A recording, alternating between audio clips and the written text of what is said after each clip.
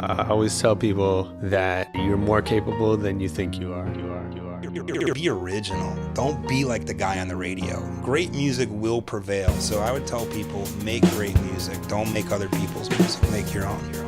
Money don't make me, so I just say, you know what? I just gotta be happy in my life. Build your team. Look around you. Figure out all these parts, because you can't do it all yourself. You're gonna burn out and get tired. Never burn any bridges. You never know who someone's gonna be. I must not fear. Fear is the mind killer.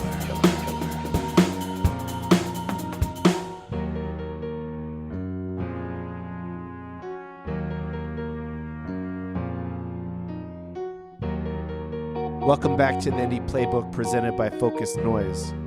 This week we pick up the second half of our conversation with the legendary artist manager Steve Lobel. So without further ado, we'll head right back into the conversation. Hope you enjoy. Who's the first person who comes to mind when you think of a perfect example of success? 50 Cent. What came to mind specifically about him? The way he moves, the militant, savviness, entrepreneurs, the way he entrepreneurs to different things. Mm-hmm. I don't know, like you say it, that was the first name. I just, whenever I run into him, like, damn, bro, like, you keep me going. Right. You inspire me. Right. And I'm not saying if you got 300 million or no money, just the work ethic. Right. The work ethic, he inspires me. Right. So, when you say to me, like, well, say that question again. Who comes to mind when you think of a perfect example of success, and, Right, and then what makes them successful? I mean, so 50 Cent came in that route. Mm-hmm. I would say Jerry Weintraub. He passed away recently, but he used to manage Elvis Presley, Frank Sinatra, so on and so forth. Right. Just his whole growth and his story. There's a great documentary called His Way. You should watch it on HBO. Check that out. Success. Russell Simmons. Smoking crack, heroin, sniffing coke, and what he created, you know what I mean, and still doing great things and giving back to that success. Fat Joe is a true definition of success. Why I say that is because this man has been in the music industry since the early 90s and always, every couple of years, knows how to come with a hit record and stay relevant. Right. And that's my man. So, I don't want to sound too cliche and just, but things that came off to my mind, that's what came to my mind. I was going to mention another documentary. Have you seen Supermensch with Shep Gordon? Yeah. That's pretty dope, too. Supermensch. Yeah. Jews. Yeah. So one of the things that he did with Alice Cooper was basically their goal was to get parents so offended that they would tell their kids they couldn't go to the show or they'd be grounded. Did you ever have any sort of... Did you ever try to create any controversy with any of your artists? Did you watch His Way, by the way, Jerry Weintraub? I didn't know, but I'm going to watch it tonight. What do you mean by that? So, okay, for instance, they had a show in England, and Alice Cooper had already been selling out in the U.S. all over the place. They couldn't sell any tickets. This was at Wembley Stadium, and they had like 2 weeks to promote this show. So they came up with an idea to have this truck plastered with Alice Cooper basically naked. I think he might have been draped in a snake or something. A truck with that breakdown in the middle of the most the busiest intersection at rush hour traffic so that the news would cover it.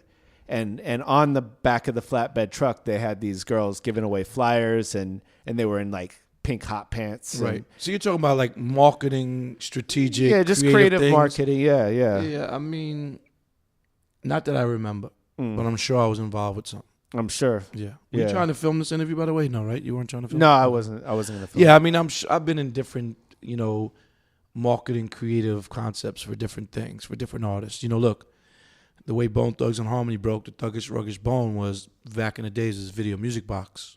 You hire a marketing company and just keep calling and calling. Right. So it's different things, and for different things, for different artists. I think I remember back at Relativity, did 3 6 Mafia had a Shake and Bake song or something? And they'd attached like a packet of Shake and Bake to the CD that they were sending if you're out? talking about marketing things, look, Bone Thugs Only first of the month, we made like, coupons, food stamps, so, that type of ways, there's definitely creative marketing tools or pieces and projects and stuff and different marketing things. These days, There's so much. Right. Everybody's doing any which way just to get it to go. Yeah. I guess one of the reasons I decided to start this show was, you don't know a ton about my background, but I was an artist for years and a producer and DJ.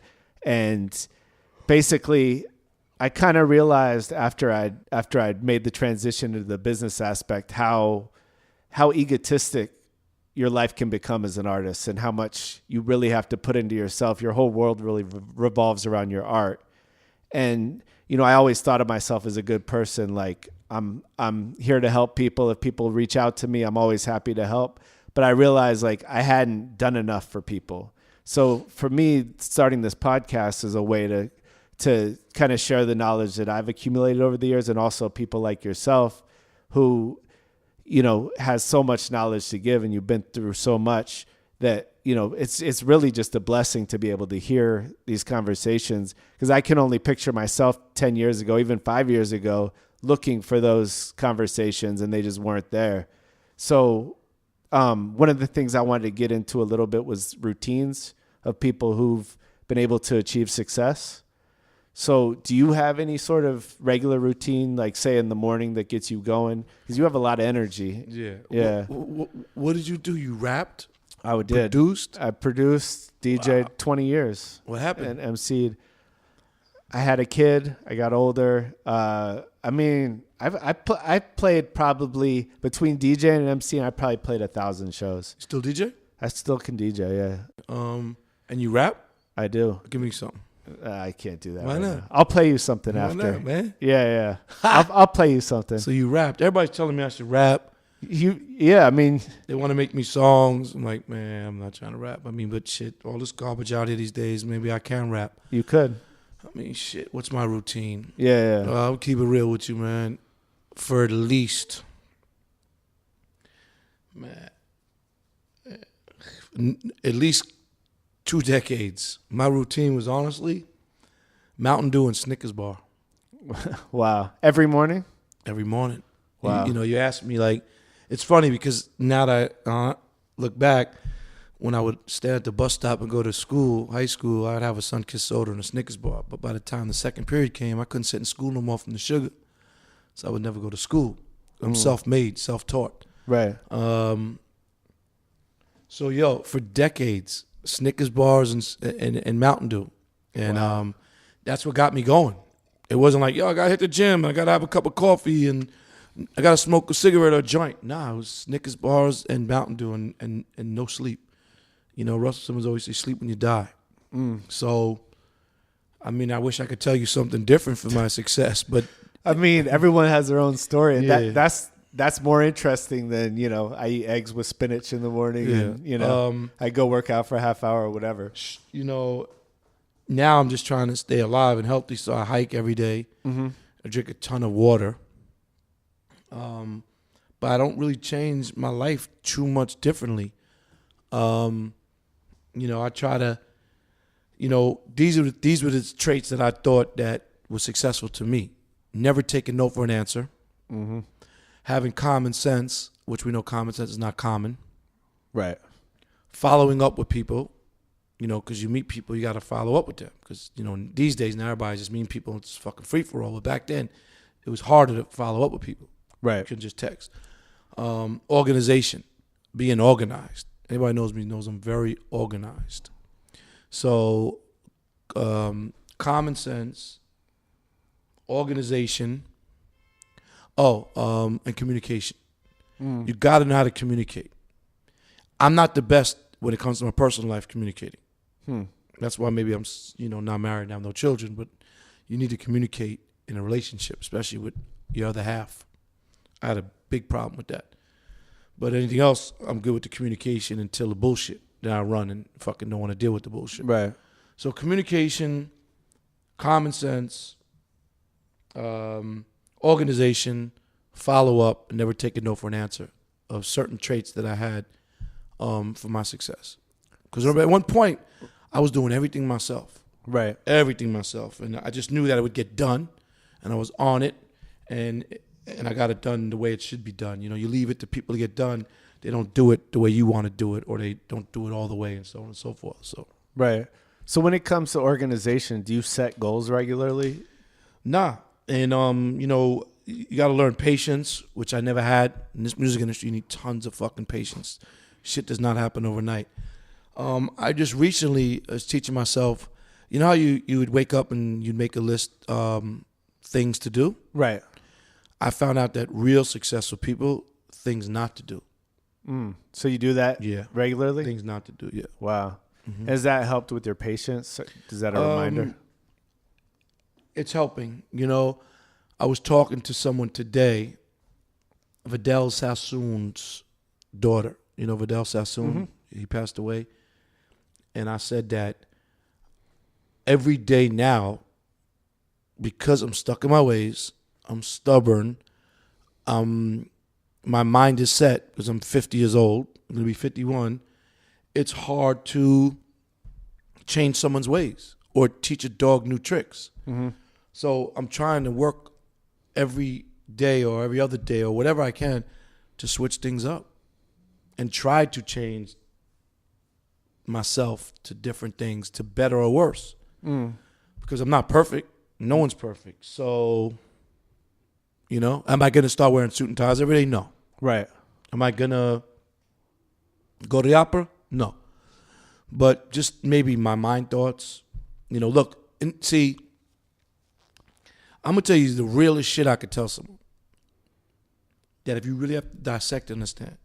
If you talk to me, you might be like, this guy's so negative. Everything he's talking about is so negative. Everything's all fucked up. But it's not negative. It's so real that you might think it's negative. Right. It's deep. I'm having conversations with people like that, like Steve. Wow. Because we deal with so much bullshit and negativity in the music industry that when you tell someone the way it's supposed to be and it's the real way, they think it's being negative. You have to really dissect what I'm saying to understand it. Does it make sense? Yeah, well, I think people put on rose-colored glasses to try to make themselves feel better about what's going on in this world. Or if I'm dealing with so much bullshit and then I'm around a girl or something and I'm negative, why are you so negative? I'm not negative. I'm just telling you what I'm dealing with. It's so real, but if you don't know the music industry, you don't know what the fuck's going on. Right. This artist don't want to get on a plane. This one wants to be late. This one doesn't want to go to the studio. This one doesn't want to hit you back for 4 days. This one doesn't want to do this. It's a whole bunch of bullshit. Yeah. Did that used to get you stressed out when you had to make excuses for people's grown men's actions? Sucks. And now are you able to just kind of, have become easier to deal with the stress of it? It sucks. I'm stressed out every day. But lately, I taught myself for years now not to be stressed out. Whatever's going to happen is going to happen. Everything's in God's hands. But I used to be the biggest stress case because I'm dealing with pins and needles. So when I commit to you and I'm telling you that my artist is coming at 3 o'clock to do your podcast and I'm putting my life into the next man's hand and that man don't show up, you look at me, fucking Steve's a joke manager, the artist didn't show up. But in reality, you should be like, you know what? Steve did what he had to do, but the fucking artist didn't show up. Right.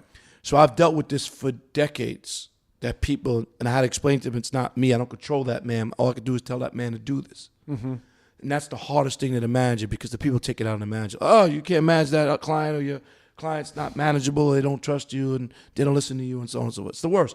So now I'm like, you know what? I'm trying to slowly but surely, I don't want to put my life into the next man's hand. Right, right.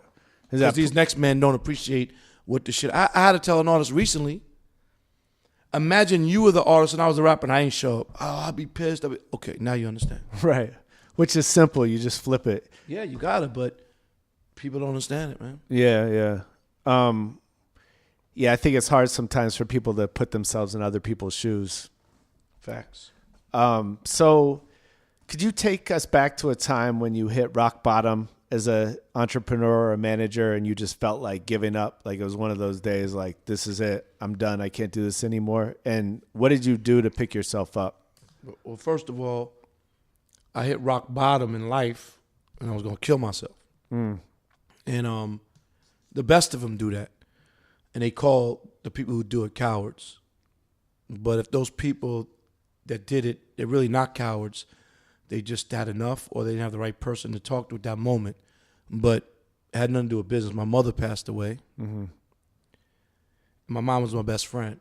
but I had so much regrets because I was chasing money, chasing my dreams, chasing the music industry, traveling so much that I didn't go to a lot of things that my mother told me I needed to come home to. So I didn't get to spend a lot of quality time with my mother. It passed by so quick. And then a girl I was with, we broke up same time. So I'm in New York. Mother dies, girl broke up. I'm just down. Like, fuck life. I just wanted to kill myself. Mm-hmm. So I just felt like that, and I just prayed to God, and God saved me. As far as the music industry, every day I want to say, fuck it. I wouldn't kill myself. But I'm just like, fuck it. And I just say, you know what? And I taught myself this about the last couple of years. Mm-hmm. Whatever's going to be is going to be. Whatever's going to be is going to be. It's in God's hands. Everything's written. Right.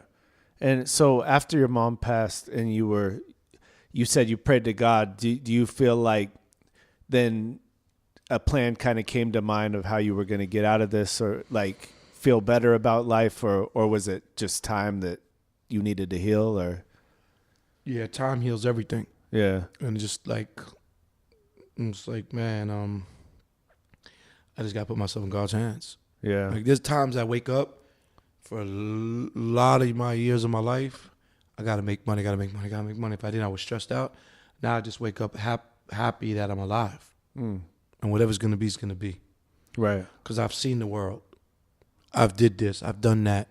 Yes, there's things I still want to do, which is like having children. If that's going to happen, it's going to happen. If not, maybe adopt. I don't know. But now I wake up and whatever's going to happen is going to happen. Like I said, I used to wake up like I got to make money every day. But nah, money don't make me. So I just say, you know what? I just got to be happy I'm alive. I just went to 2 funerals last week. Got to go to a funeral on Friday. So, different things, right. But life is short. So you got to make the best of it. Yeah. Yeah. What was the question? I covered the question, right? Yeah, you did. You did. And I was actually going to ask you about some of the people who passed, like just as kind of a quick question. Obviously, you've gotten to know so many legends on such a personal level. And for all the fans who weren't able to share these experiences, I'd like to just quickly say a few names and have you say the first thing that comes to mind. Yeah, and before you get to that, okay, it's so funny, man, that you're asking this because, death happens all day long. Right. And I said to myself, why everybody go straight to Instagram and post a picture of the person who died then? And I was saying this like the last few weeks to myself, like, why aren't we always saluting someone before they die? Why do we wait for someone to die to salute? Yeah. And I have a problem with that too. I'm probably part of that and guilty by that. But I'm like, damn, why do we wait to salute someone after they die? Why aren't we saluting people daily? It's crazy you said that. I've been reading this book called Meditations by Marcus Aurelius, who's a Stoic philosopher. I think you'd love this shit because he has something about fear of death and why you should never be afraid, because he says you're part of nature and you're part of God's creation or whatever you believe in. And if you're a part of nature, life and death go hand in hand with nature. So there's nothing to be afraid of. It's all part of the beauty of this world. It's crazy. Look, yeah, I had to go to my man Kid Cali's funeral. He just was a rapper, inspiring rapper. He was messing with Nipsey in the beginning of his career. Right. Deshaun Jackson from the Washington Redskins artist. He just went to a party in the Valley. Nice neighborhood. Mm-hmm. Got shot and killed by a 19-year-old. He leaves behind a daughter. He's 30 years old. He's just going to a party. Yeah, dead. Mm. I went to Jerry Heller's funeral. Right. 75 years old, had a heart attack, died. This other guy I know, we don't know why, but he opened the door for a pizza delivery and he got killed by like 8 guys. Yeah. So, life is short. We just never know. So, but we should always salute and tell people we love them and so on and so forth. That's when I see people, I tell them I'm blessed. Right. Like, I like that. Right. Yeah, because I'm blessed. I'm alive. Yeah. And if I deeply love you or care about you, I'm like, yo, love, I love you, man. I'm a man. I have no problem telling another grown man I love him if that's how I feel about them. Because, I don't get to spend enough time with the real, true people that I love. When I do go back to New York and spend time with my dad, who I love, I sometimes I say to myself, like, well, I'm out here in L.A., I should just go spend time with my dad. Fuck the world and fuck everybody. But he has his own life too. So it's rough, man. Right. So if you love someone, man, don't just wait for someone to die and salute them. Salute them at all times, Right. Right. So I guess when I say these names, it's not really a fitting tribute, all good. but I'm asking They're because celebrity names. I get it. well, they're names that are obviously the best at what they did, and you knew them. And we're in the music business and the rap business. It's all good. I Yeah, get it. Not to sound cliche, but I get it. Yeah, I obviously didn't get into this to do celebrity gossip, but Right. Yeah. No. So like, when you think of Biggie, what do you think of? I mean, shit, man. Bone and Biggie, notorious thugs, man. I got some crazy pictures with him, and I knew Big for years, and I got that call to do Bone and Biggie. I had to round those guys up to do that song. Look, what comes to me is gone too soon, so to speak. Like, didn't really get to showcase what he needed to showcase. Right.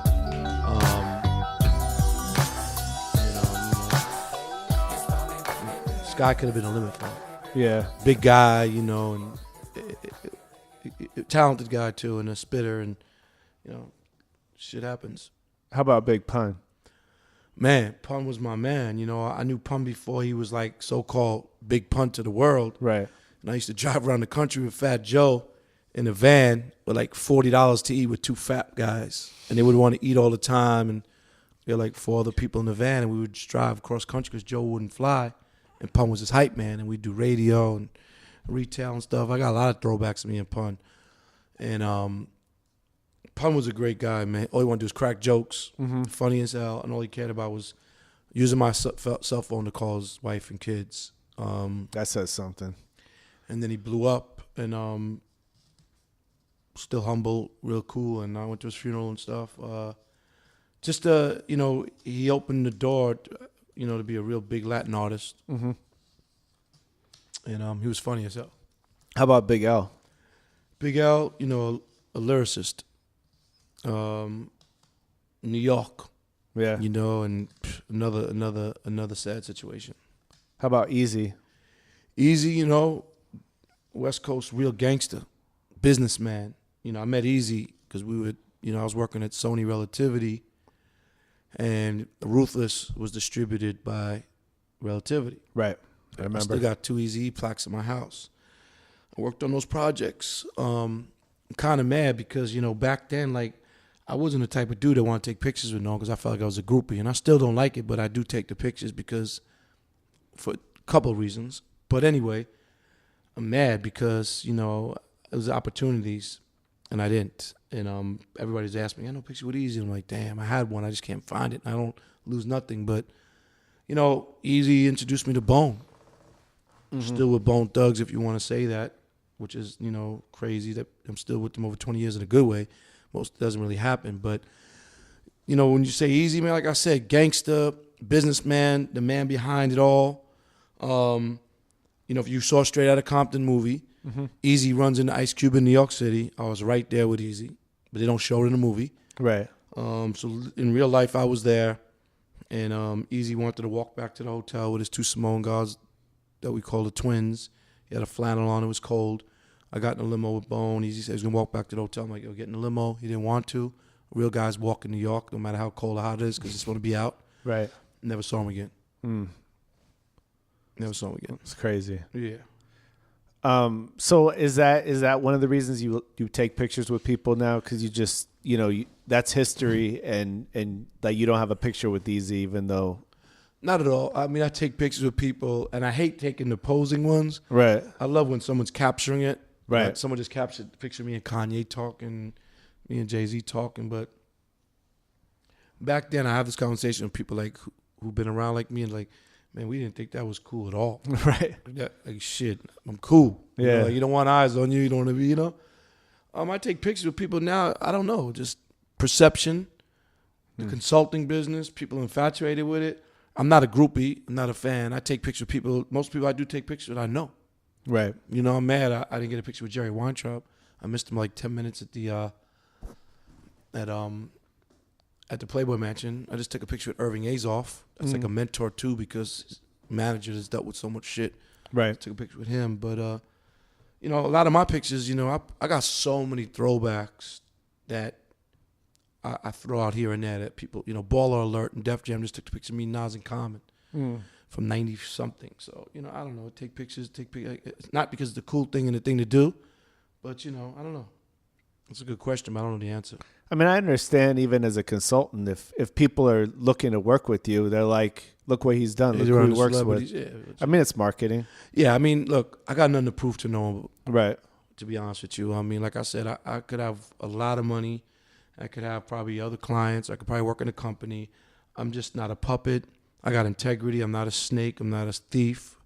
And a lot of these things, you got to be those. Mm-hmm. A lot of people in the music industry is fake. Right. And they'll just sell themselves for a check. I won't. Right. I don't know, man. It's just where I'm from and the way I was raised, man. It's hard. People are like, oh, man, you're too loyal. Oh, you're too this. You got too much integrity. How can you be too loyal? I mean, it doesn't just even telling make you, people sense. say, Yeah, man. it's And crazy. and I'm an emotional guy, so it's who I am. So either you take it or leave it, man. Like I said, I could be doing so much more and have so much more money, but there's certain things I get turned off quick, man. Right. And I'm getting older, and I'm like, man, I look at it like this, man. God forbid I have a heart attack tomorrow. Motherfucker's like, yo, he didn't live his life.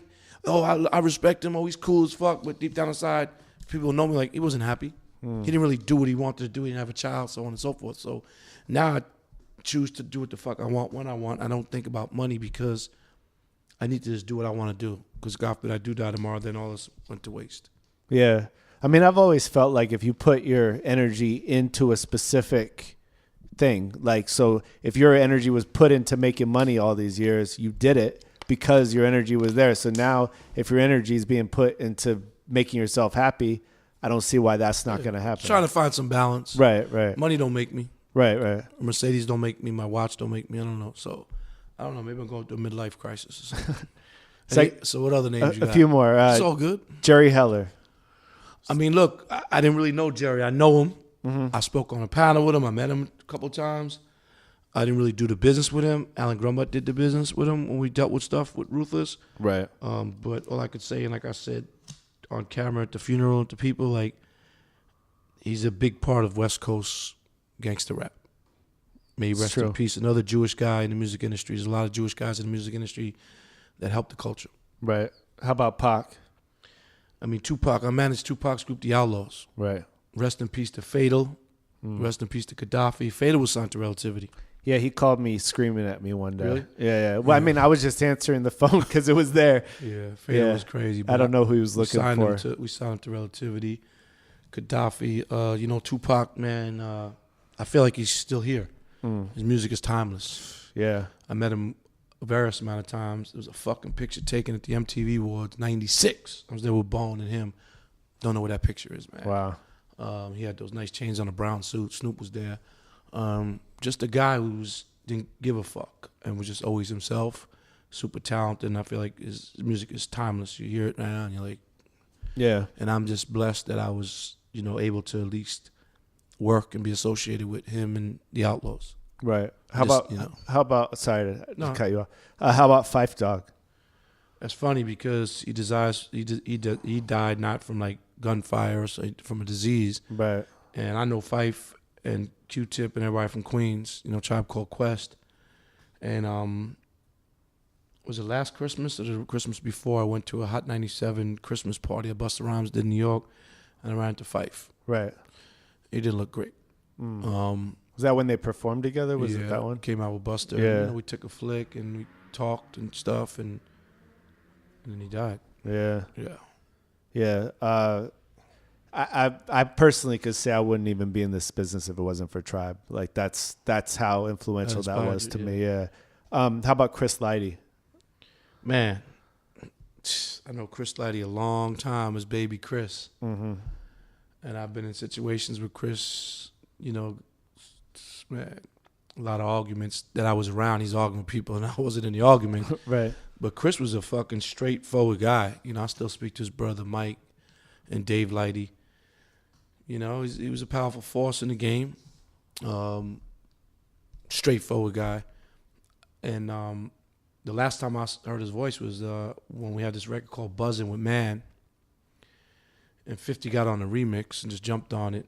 And we wanted to shoot the video, and 50 called me. I'm on the phone with 50, and then Chris got on the phone. He's telling Chris, like, yo, I don't give a fuck what everybody says. I'm doing this song with him and YG, and I'm shooting videos, and I don't give a fuck. Yeah. Huh. Yep. So I just had a quick, there's a last round that I call the encore. So You know, Guru, Jam Master Jay. Man, I've been Heavy D. I got pictures of all these people who passed away and that big influence, you know, to the hip hop game, like me and Heavy D and Guru and so on and so forth. The list goes on. Like I said, people die all day long. My mother died. My brother died. Right. I had a brother at 33 years old died. So, you know, I deal with death so much, you know? Yeah. So this is my father told me a couple of things. There's a time to live and there's a time to die. There's a time to laugh and a time to cry. My dad's 83 going strong, you know, and he swims every day. People know my dad, OG Ted, from social media. They love him. So live life, man, because you just don't know when it's going to go. Yeah. That's why I look at people who had tons of money, who fucked it up, or tons of money got on drugs and fucked it up, or people who are silver spoon and fucked it up. Like, appreciate life. Appreciate a dollar. Appreciate a good person. Appreciate loyalty. I hate people who just get money from their parents who are rich or silver spoon and never worked a day in their life and don't appreciate a dollar. People don't even appreciate water. Right. People don't appreciate a toilet bowl. People don't appreciate a dollar bill. You understand what I'm saying? Right. So I'm blessed that I was around when there's no social media, now social media, but there's people that don't even have water to drink. Yeah. Or clean water. Or safe water, yeah. There's people that don't have a place to even sit on a toilet bowl, read a newspaper, and wipe their ass, take a shit. We, as Americans, I'm speaking as American, we take everything for granted. Right. Especially a new generation. Young generation doesn't appreciate shit. They take everything for granted. Don't even care about if they're a rapper, the culture, who's the person in the culture, who did what for the culture, who's this in the culture. Hip-hop started with breakdancing, DJing, and graffiti. Right. I'm obviously from a different generation, but when I threw myself full into hip-hop culture, when I was just like, that's what I want to be a part of, I really took the time to study and figure out like who'd come before and what they did that was so important. I just can't even imagine really appreciating hip-hop without taking the time to do that. Learn the culture. Right. Learn the business. Learn the industry. For a white Jewish guy to be in the music industry, as long as I've been in, it's not easy. Right. People want to extort you. People want to get at you. People want to go hard on you. There's a lot of stuff I've been involved with and through. That half the stuff I remember, half the stuff I don't. But I've been a big part of it. You know, not as big as certain other people, but I've been in it, and I appreciate it. So people need to understand that. All right, so what's the one tool or piece of equipment you use for work that you couldn't live without? Totally switching gears on you, but I love the questions, man. Holy shit. Because, you know, I got a Live with Steve Lobel. I interview people, you know? Yeah. I need to steal some of your questions, but I just did Young Noble the other day. I didn't even know that Young Noble, I know him so long that he got his name doing graffiti. Oh, really? What one thing? What one tool or piece of equipment do you use for work that you We're talking daily? Yeah, just what couldn't you live without? Besides like a computer or a phone. Right. Just, yeah, because that's the obvious. That's the obvious. Or even if there's like an app on your phone that you use, just something that technology-wise, you don't want to talk. No, I'm saying if that's something that you use, that's fine. My mouth.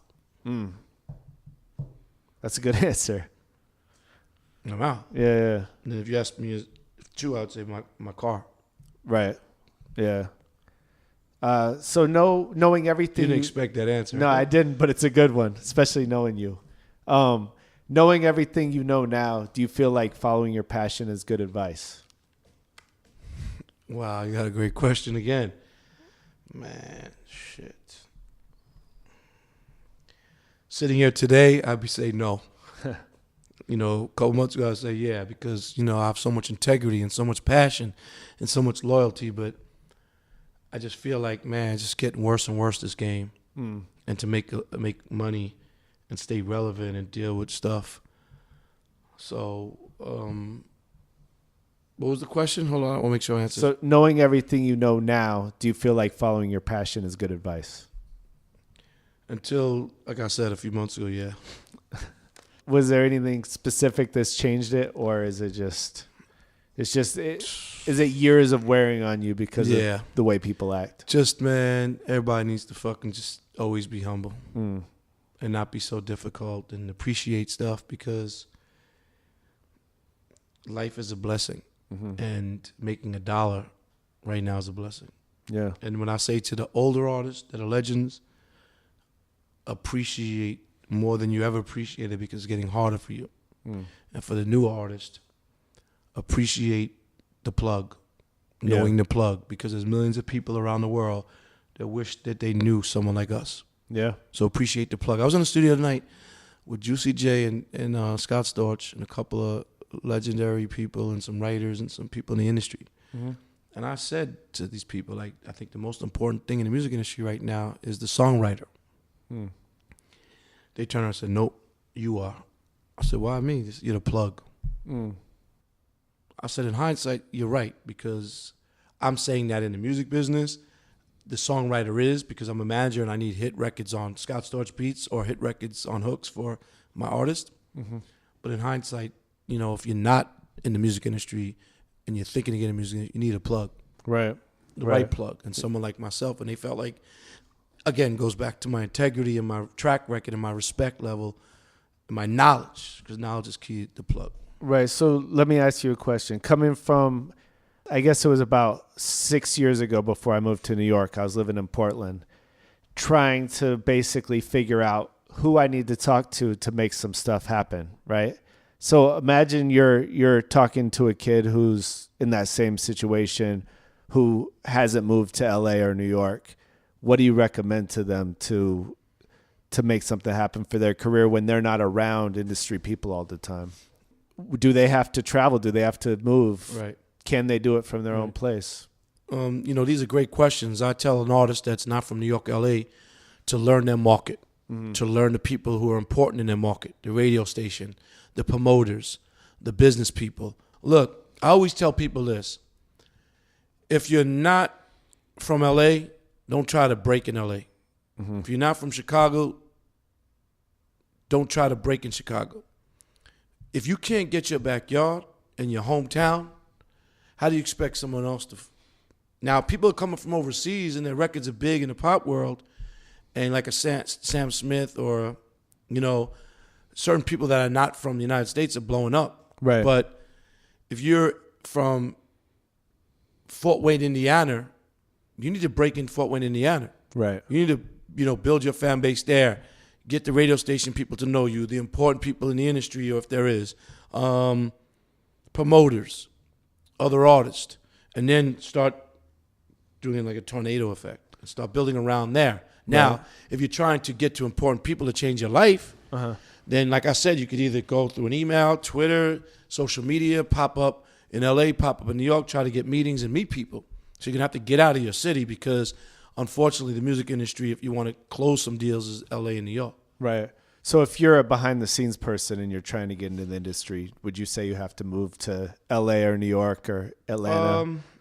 I would say in the past, yes. But now you could just be in Holland and you could be doing social media for a major record label. You don't have to be there.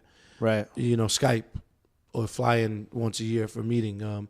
You could be innovative, creative, and do different things in the music industry, not have to be in that market, depending on what you are. I met managers that I deal with right now that were from Holland. Right. They just started coming to LA, only come to LA when they had to take a meeting, but they managed some of the biggest EDM producers and DJs. Yeah. And you know what I mean? So it all depends. Yeah. Great question, and it's a tricky answer, but, you know, it all depends. Right. Well, it's definitely changed. It's not the same as it used to be. So if you could only choose one thing, being content, rich, happy, or famous, which would it be? I would say content. Why? Because money don't make me, even though we need money to pay our bills. And if I had $100 million now, honestly, you'd think I'm crazy, but not much would change in my life. Famous. Fame could kill you. Fame could hurt you. I mean, we're all famous, I feel. Again, I said that earlier. Happy.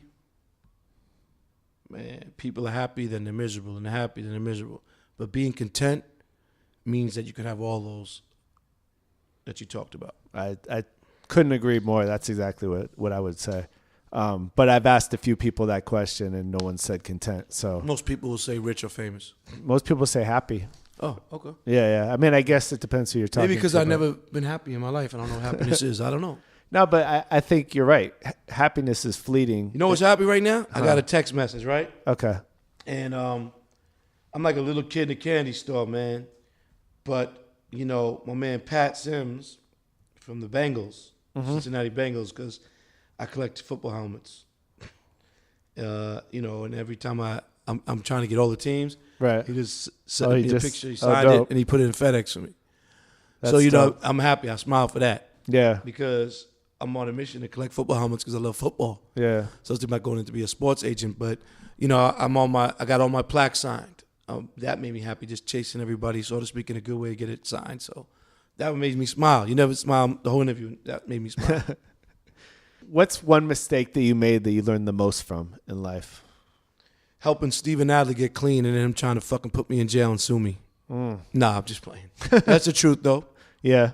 Man, that's the truth. I heard that story. You told me before. Yeah. And, no, but what was the question? What's the one mistake you made that you learned the most from?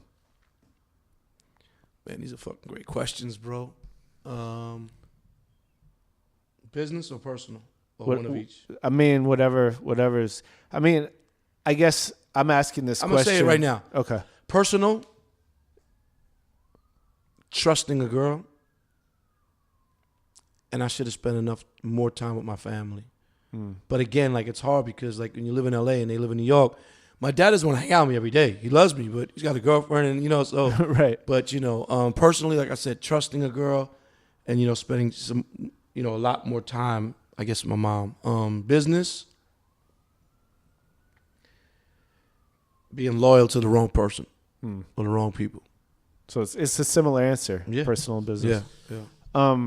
If you had to start again without your network, but knowing everything you know now, what would you do to start earning a living in the next 30 days? I'm going to sell hot dogs. Yeah. Nah. Shit, go sell some real estate. If I needed to start over again, you're saying? Yeah. But you know everything you know now. You just don't have the network. I don't have the network.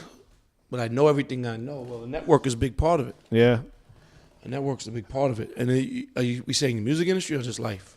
Just in general, what would you do to start earning a living in 30 days? These questions are great. Diversify and still do what I'm doing. But I mean, it's a tough question. But would you find an artist that's already established that might need some management help? I do that daily. I'm trying to do that. Maybe invest in being a promoter. Trying to have balance. Shit. I mean, I don't know. It's a great fucking question. I need to get back to that. Don't forget that question. All right, I'll come back to it. Say an evil dictator took over the world and they banned all art, but they allowed each person to keep one album and one book. What would you choose? One book and one album. I would say the Bible. Mm-hmm. Even though I didn't read the whole Bible, I just recently got my first Bible from Pastor Dudley. I'm not Christian, but he gave me and he signed it and everything, and I went to church a few times. Yeah. I think no, you know what? Yeah, the Bible, but again, like, I'm Jewish, but the Bible, and I didn't read it, but 48 Laws of Power. That's a good one. That, and then what was the question? One album. One album? Yeah. Man. Frank Sinatra. Huh. What's a perfect hip-hop album to you? Is there one out there? Or what's the closest to perfection you could think of? Run-DMC, Raising Hell. It's dope. So you've known me for a few years now, so I want your honest opinion. So what's the one thing I should improve upon to see significant growth in my own business in the next year?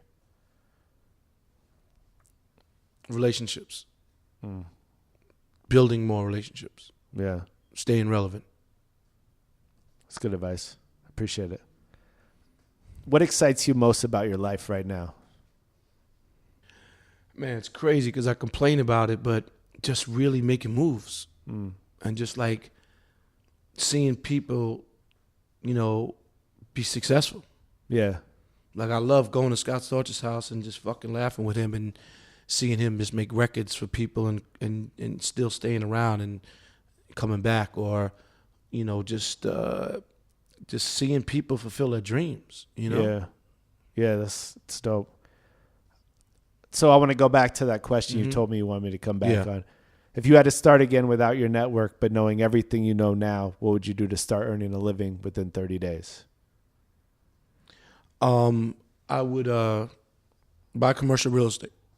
I would get into the real estate game. I don't know if I would stay in the music industry entirely. Have balance. I feel I could do anything to earn a living because I'm a worker. Yeah. So whatever God puts in front of me, I always put myself in God's hands. So I don't want to say that. Look, deep down inside, I would love to be a sports agent because I love sports. I played sports, but I couldn't play them all the time because I had to make money. I like the like I'm like, people think I'm like a detective, like, you know, like lawyer, detective, PI type of shit. You know, I'm good at that. I got like a third eye in the back of my head. Right. I see through the liars, the scammers, the bullshit, and so on and so forth. So, is there anything that hindered you from going into sports? Or, I mean, obviously you know a lot of people in that industry. Yeah. You're at a lot of games. I used to play baseball really good and football, but my dad always told me if I wanted something, I got to go work for it. So I couldn't just be broke and I'd have a rich father taking care of me that I could say, you know what, I'm good. I don't need nothing and I'm just going to play baseball. Right. If someone would have told me, like, don't worry about all that and just go hard playing baseball and you could maybe become rich playing baseball, then I would have did it, but no one ever told me that. What about as an agent? Yeah, I mean, I'm learning a lot and I'm trying to. You know, I know a lot of athletes. I go to a lot of games because we do a lot of national anthem and halftime shows. I'm learning. But again, I think, like, if I become a sports agent, I have no life. Yeah. I got to take care of that basketball player, football player, and I got to deal with same bullshit I deal with in the music business. So you're still going to have the 3 a.m. calls. Yeah. You know what it is? I'm not out here to impress anybody and trying to, you know, get people to love me because I'm around a celebrity or an athlete. So I think that I might just fade away from all that because I want to be happy and I want to live my life. Right. I've done so much. Right. So I don't know how much more I'm going to keep doing this shit. I mean, you really are such a real person with your answers. I appreciate that. I mean, what am I supposed to tell you? I can't make up shit. I can't lie to myself. I Yeah. won't lie to you. I just can't be fake, you know? And I don't even think a lot of people are necessarily lying, but they're just not as forthcoming and they kind of guard themselves of completely telling the truth, you know, that they're kind of like, well, should I say that? Is that okay? Is that going to paint me in a bad light? They're a little bit more hesitant in that sense, you know? I'd rather be real than paint myself something. That means you're still fake. Yeah. All right, so if I see that people could say it's a gift and a curse. Like, I don't know how to lie. I don't know how to bullshit. I don't know how to be fake. So I have to give you what's really, you ask me a question, I'll give you the right answer. Right. So many people don't want to give the right answer. Yeah, it's true. It's fucked up. And that's what makes me different than people, man. Yeah. So if you could send a 140-character tweet that everyone in the world would see, what would it say? At this stage in time right now, all lives matter. Be yourself at all times. Less is more. Quality over quantity. Patience and sacrifice equals success. Nothing happens overnight. Everything goes up, must come down. Money comes and goes, but history stays. Knowledge is key. Experience is knowledge. Kiss your mother, love your parents, respect your parents. God is great. That's great. If someone could just go back and listen to you every night before they go to bed for 1 minute and listen to all those, I think they'd be in good shape. Yeah, I mean, it's, you know, it's yeah, shit. Yeah. Well, I really appreciate it. It's been great. And where can people find you online? I mean, you could Google me. You'll find out that I was a millionaire matchmaker. You can find out that I sued Louis Vuitton store. I got hit in the head at the Kanye birthday party. But my Instagram is We Working with a G. My Twitter's at Steve Lobel. My Facebook is Steve Lobel. Or you could Google just Steve Lobel. And, you know, I'm not hard to find. Yeah. You know, I don't hide behind security guards. I'm just me. I'm everywhere if that I need to be, and I can run into people and people could approach me and talk to me and whatever. Yeah. I'm not hard to find, but I'm not everywhere. Right. And Louis Vuitton story is online, right? People can find that. Mean, just Google Steve Lobel Louis Vuitton, and it'll come up. It was Kanye's West 30th birthday. Mariah, Jay-Z, everybody and their mother was there. I was just there. Yeah. The shelf hit me in the head, and they thought I was drunk. They left me laying there. They didn't want the police to come and the fire engine, the ambulance, because they didn't want the publicity to shut it down. And finally, my man Pistol Pete came with Fat Joe's security guard, who was an off-duty cop. And DMC was outside looking at me through the mirror, thought I was drunk. And I don't know. And then ambulance came and I was able to get taken away, but they thought I was drunk. Yeah. The party planner. And that affected your memory? Yeah, I mean, I repeat myself now in my memory. You know, I sued. I got some money, but at the end of the day, not what I feel like I should have got, because the lawyers went online and saw me doing interviews or talking online. They're like, well, it was just, there's no way to win on that type of situation. No, yeah. But, I mean, and that was years ago, but now I think it's getting worse. But who knows? It might be old age. Yeah, there's always that. We're all going through I don't it. know. It might be old age. Yeah. All right. Thanks, Steve. I really appreciate it. I appreciate you. Thank you. Anything else you want to say? I mean, God is great. All right. Thank you. Thanks for tuning into my first podcast, The Indie Playbook. If you liked what you hear, please subscribe, tell a friend, share it. I'd appreciate any love you could give. Till next time.